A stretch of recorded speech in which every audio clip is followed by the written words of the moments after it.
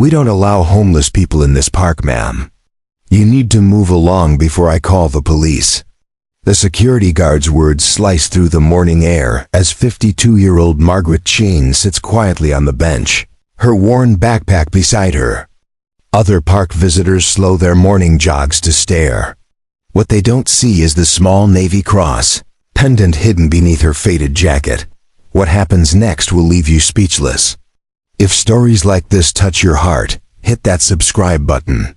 And let me know in the comments, have you ever witnessed someone being judged unfairly? Stay with me because Margaret's story is about to take an incredible turn.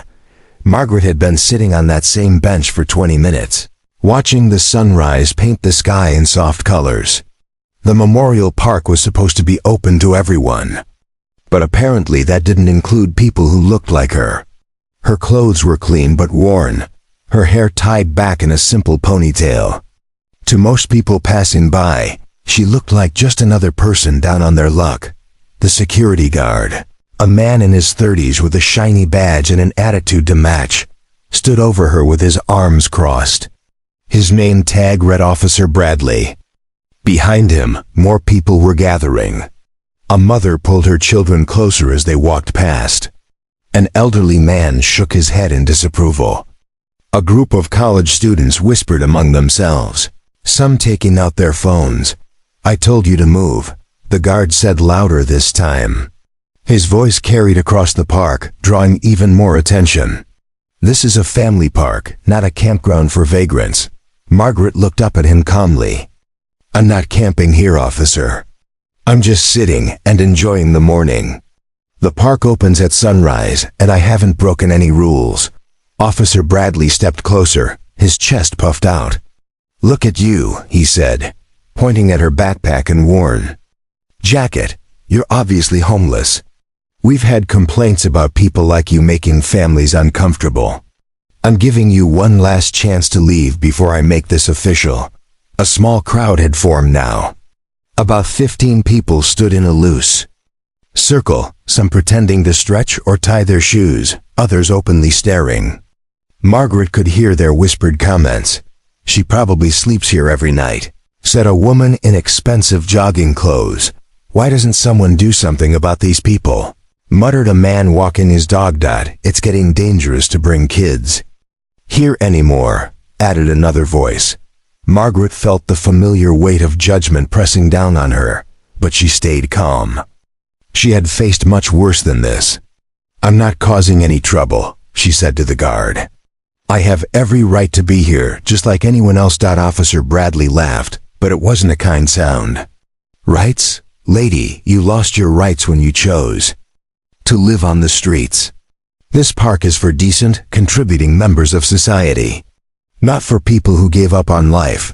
The words stung more than Margaret expected. She had never given up on anything in her life. She had fought battles that this man could never imagine. But she also knew that arguing would only make things worse. Sometimes the best strategy was to wait and watch. A jogger stopped nearby, pulling out his phone. "This is going to make a great social media post," he said to his friend. "Look at this.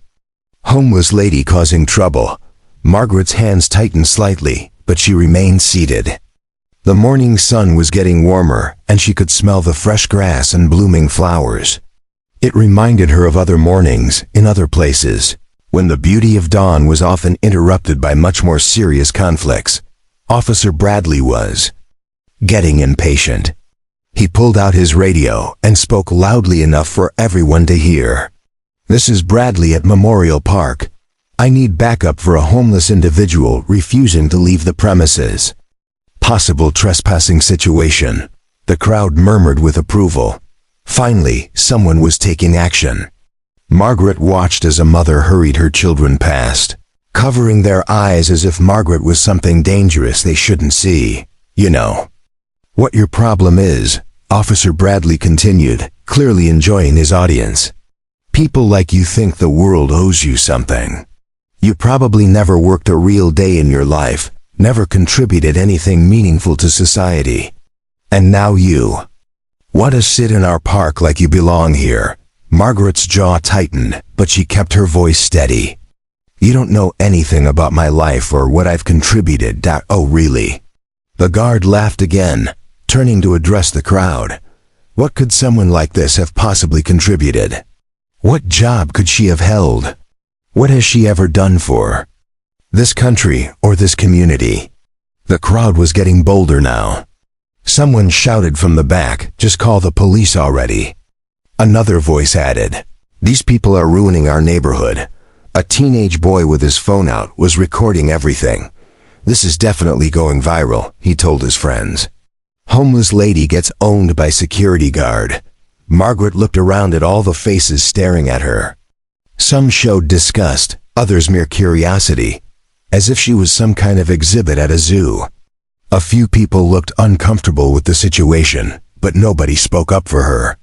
This was her reality now, being judged by appearances, being seen as less than human because her circumstances weren't what people expected. Officer Bradley was on a roll now, feeding off the crowd's energy. "Let me guess," he said mockingly. "You probably have some sob story about how life treated you unfairly. Maybe you'll tell us about your mental problems or your addiction issues." That's always the excuse, isn't it? Margaret stood up slowly. She wasn't very tall, but something in her posture changed. Her shoulders straightened, and there was a new look in her eyes.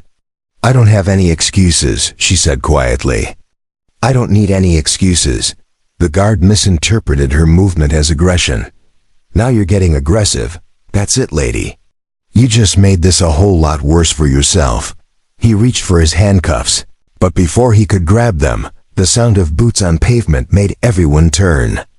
A group of 5 people in military dress uniforms was walking quickly toward the gathering crowd. The leader, a tall man with silver hair and captain's insignia, had a very serious expression on his face. The crowd parted as the naval officers approached. Officer Bradley straightened up, suddenly less confident. The captain walked directly to Margaret and stopped in front of her. "Ma'am," he said with clear respect in his voice, "we've been looking for you. We received word that you were here." Margaret nodded slightly. The captain turned to face Officer Bradley, whose face had gone completely white. "Officer," the captain said, his voice carrying the authority of someone who had commanded hundreds of people, "I believe you need to understand exactly who you're dealing with here." The crowd fell completely silent. Even the birds seemed to stop singing. "This woman," the captain continued, pointing to Margaret, "is Chief Petty Officer Margaret Chun, United States Navy, retired. She served 3 tours in Afghanistan and 2 in Iraq. She saved 17 lives during a bombing in Kabul and was awarded the Navy Cross for extraordinary heroism under fire." Officer Bradley's mouth opened, but no words came out. The captain wasn't finished.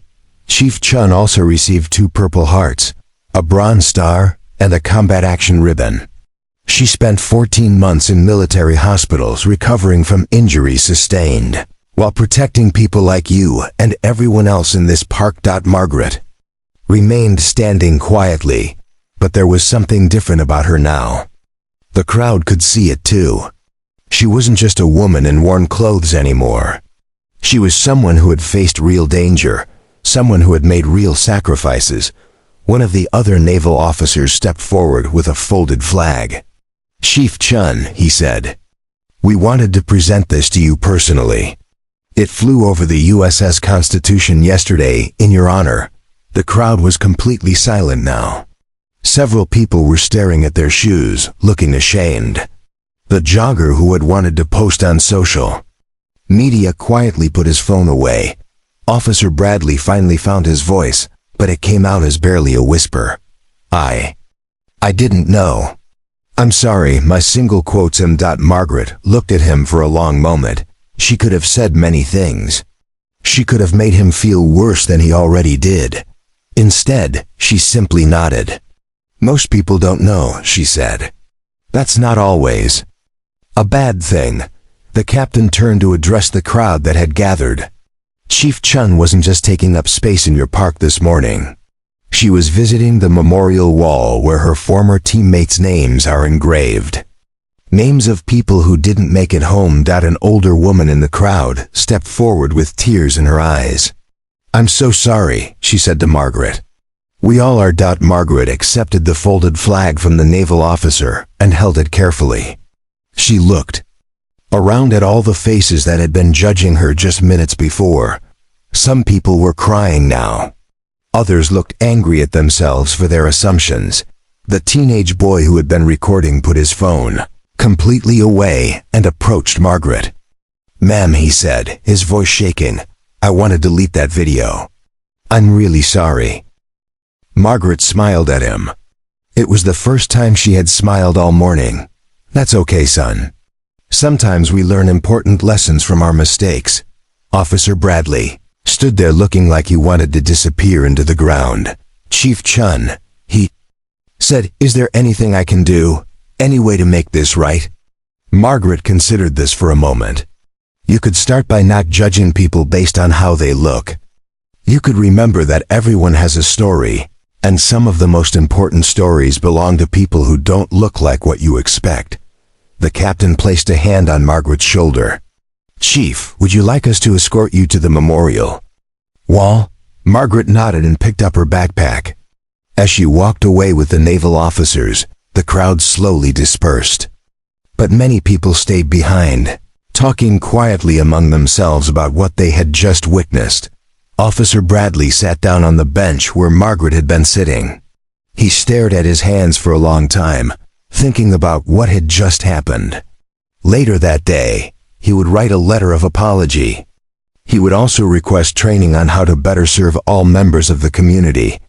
Margaret spent an hour at the memorial wall, running her fingers over the names of friends who hadn't made it home. The naval officers stood respectfully nearby, giving her space for her private moment of remembrance. As she prepared to leave the park, several people approached her. The woman who had pulled her children away earlier now brought them over to meet Margaret and thank her for her service. The jogger apologized and asked if he could buy her lunch. Margaret declined most offers politely, but she did accept a handshake from the elderly man who had shaken his head at her earlier. Sometimes, she thought, people just need to be reminded that courage and sacrifice come in all forms, and that heroes don't always look the way we expect them to.